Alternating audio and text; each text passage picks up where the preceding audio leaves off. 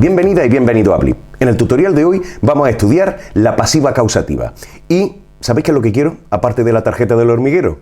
Pues que prestemos mucha atención. ¿Cuándo vamos a utilizar la pasiva causativa? La pasiva causativa la vamos a utilizar cuando estemos hablando de acciones que otras personas realizan por nosotros. Acciones tales como reparar el coche, pintar la casa o incluso cortarse el pelo, entre otras. Cierto es que nosotros podríamos realizar esas acciones, pero cuando nosotros utilizamos una pasiva causativa, lo que estamos indicando es que otra persona u otras personas realizan esa acción por nosotros. Un segundo caso en el que vamos a utilizar la pasiva causativa es cuando hay una situación desagradable que no ocurre. En los siguientes cortes vamos a ver ejemplos del primer caso y del segundo caso. Como en los casos anteriores, nosotros vamos a partir siempre de una oración activa y mediante la aplicación de una serie de procedimientos y de transformaciones, nosotros finalmente vamos a poder crear nuestra oración pasiva. En este caso, la pasiva causativa. ¿Cuál es el problema con este tipo de pasiva? El problema no reside tanto en la estructura pasiva, sino en el hecho de que la oración activa puede venirme en diferentes formatos y eso puede complicar nuestra comprensión a la hora de crear la oración pasiva y puede ser que no nos salga una pasiva correctamente construida. Con lo cual, lo que tendríamos que hacer serían dos cosas. Por un lado, familiarizarnos con los diferentes formatos en los que puede venir la oración activa y, en segundo lugar, entender el contexto de la oración, entender que lo que está ocurriendo ahí es susceptible de ser transformado posteriormente en una oración pasiva. ¿Y qué dos cosas pueden ocurrir? Por lo que hemos mencionado en los cortes anteriores. Situación primera, una persona hace un trabajo o realiza una acción por otra. O segundo caso, nosotros nos vemos afectados, nosotros u otras personas, nos vemos afectados por una situación desagradable que ha sido realizada por otra persona. Esas dos situaciones van a venir en diferentes formatos en la oración activa, pero mediante esas transformaciones y esos procedimientos de los que estábamos hablando, finalmente nosotros vamos a poder crear nuestra oración pasiva causativa que vamos a ver en un minutillo. Recordad que os he comentado que no existe una sola versión de oración activa a partir de la cual nosotros podamos obtener la pasiva causativa. Con lo cual, la mejor manera, creo, para explicaros cómo funciona la pasiva causativa es partir directamente de un ejemplo. Con lo cual, imaginaos que yo tengo la siguiente oración. John paints my house every year. Okay, John paints my house every year. John o Juan pinta mi casa todos los años o cada año. Bien, a la hora de crear mi pasiva causativa voy a seguir el mismo procedimiento que he venido utilizando hasta ahora, con lo cual lo primero que tendré que hacer será identificar. Identify, ¿ok? Vamos a identificar los elementos constitutivos de la oración, constituyente de la oración. John sería el sujeto, paint sería el verbo principal, el tiempo verbal sería presente simple, my house sería el objeto directo y every year sería un complemento circunstancial de tiempo, lo que se llama en inglés un adverbial of time. Ok, seguidamente lo que tendríamos que hacer es cruzar, ¿de acuerdo? ¿Y qué vamos a cruzar? Vamos a cruzar a John, como siempre, el que realiza la acción del verbo, me lo llevo al final, ¿de acuerdo? Vamos a ver si estamos aquí bien. John, perfecto. Y claro, aquí es donde surge ya una cuestión interesante. Nosotros estamos acostumbrados a que de las pasivas anteriores obtenemos el sujeto de la oración pasiva directamente moviendo algún elemento de la oración activa. Es decir, es coger de aquí y ponerlo aquí. Pero como he dicho, en el caso de la pasiva causativa no es tan fácil, con lo cual es muy importante interpretar la oración. ¿Qué es lo que estamos interpretando aquí? Estamos interpretando que John pinta mi casa cada año, no porque él quiera seguramente, sino porque yo lo encargo, ¿de acuerdo? Es decir, soy yo el que hace que le pinten la casa cada año. Con lo cual, el sujeto de la oración pasiva causativa sería yo, sería I. ¿Y de dónde voy a sacar esa información? Pues lo voy a sacar de aquí. Por eso es tan importante interpretar. Para saber el sujeto de la pasiva causativa, no solamente tenemos que saber lo que pone arriba, sino que tenemos que saber también interpretar. Algunas veces será más fácil, por ejemplo, con un nombre propio, pues por ejemplo directamente lo tendremos que mover y no habrá ningún problema. Pero en este caso tenemos que interpretar un poco, con lo cual nuestro sujeto lo sacaremos de aquí, de este determinante posesivo, con lo cual veis que hay como una especie de modificación o de transformación, ¿vale?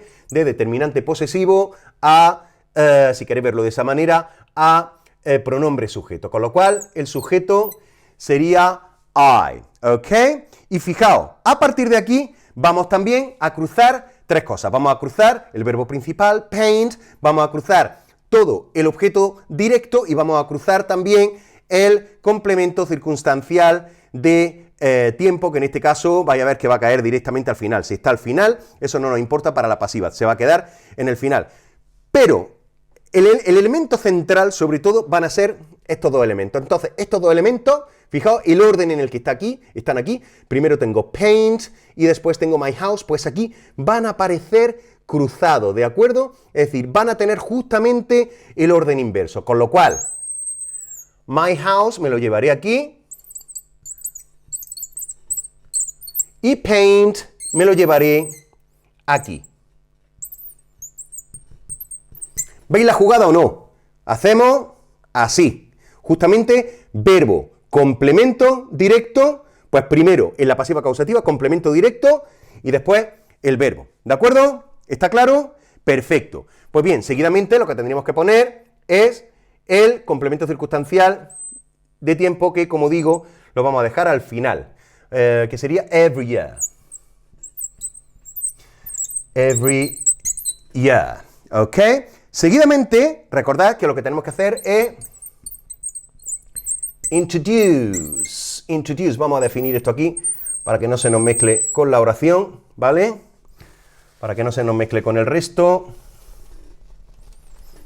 Vamos a ponerlo aquí, ¿vale?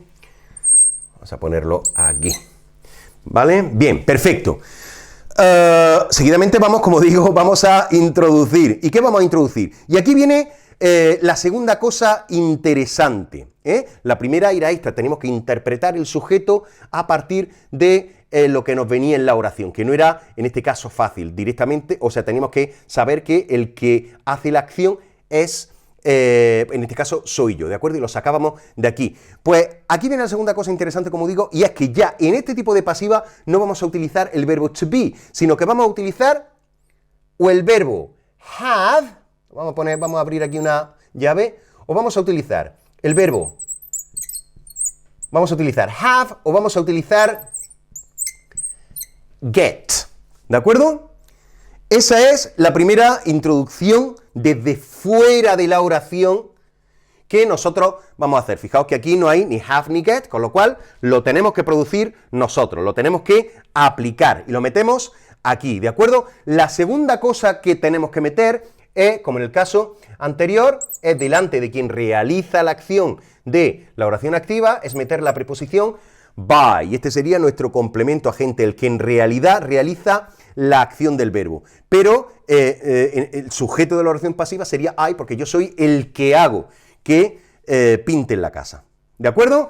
Bien, y finalmente lo único que me queda es modificar algunas cosas, los flequillos, modificar, y como siempre voy a modificar el verbo auxiliar y voy a modificar el verbo principal.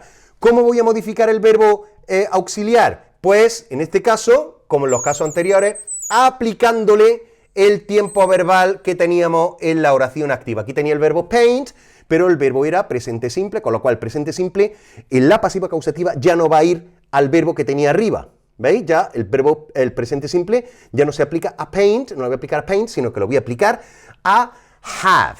¿De acuerdo? Y puesto que tengo como sujeto I, pues ya no voy a tener que hacer ninguna modificación más, porque la primera persona de have es I have, y la primera persona de get es I get, ¿de acuerdo? Perfecto.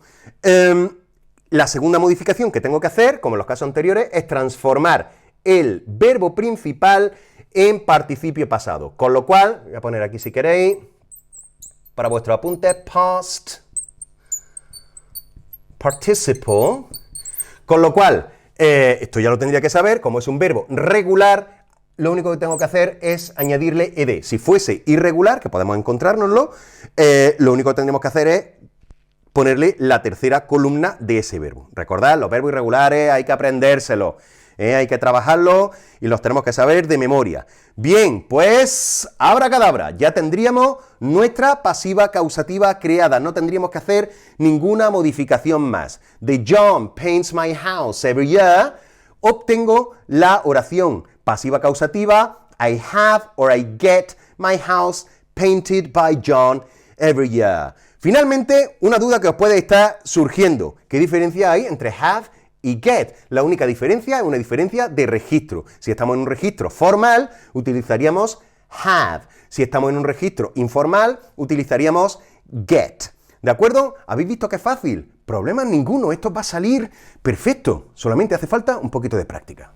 Bueno, hasta aquí el tutorial de hoy. Espero que a partir de ahora tengamos una mejor idea de en qué consiste la pasiva causativa. En los siguientes tutoriales, en los siguientes blips, veremos este mismo tipo de pasiva, pero aplicada a diferentes ejemplos, hasta que al final consigamos convertirnos en unos expertos y en unas expertas en la construcción de este tipo de oraciones. Pero como digo, eso será en otros blips. Hasta luego.